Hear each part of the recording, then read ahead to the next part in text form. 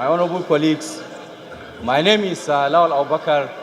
I represent the people of Yola North, Yola South, and Gire. I'm from Adamawa State.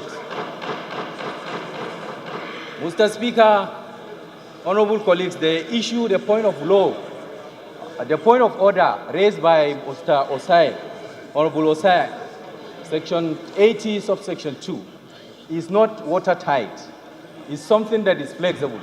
And moreover, I tend to also align my contribution with Honorable Pajo, the senior advocate.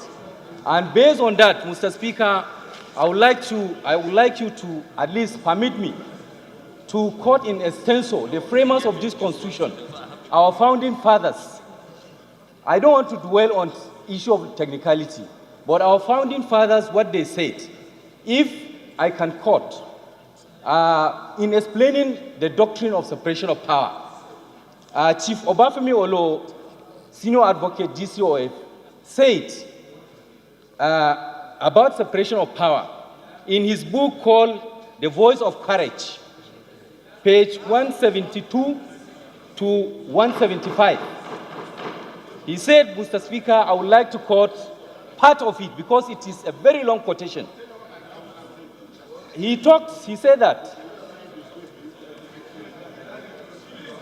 while the judiciary must be detached and independent from each other, the legislature and the executive must work closely and harmoniously collaboration with each other. If the welfare of the people is to be truly effectively served, it is quite clear that the objective of the legislator and the executive are one and the same: to promote and serve the best interests of the people.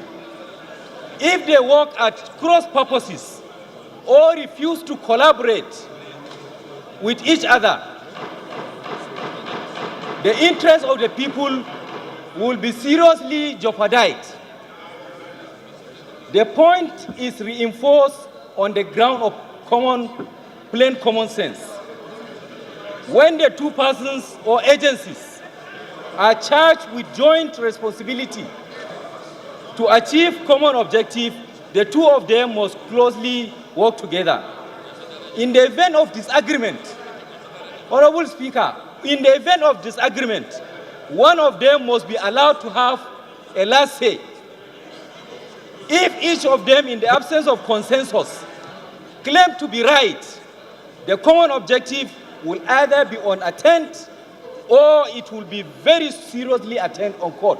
We should be guided.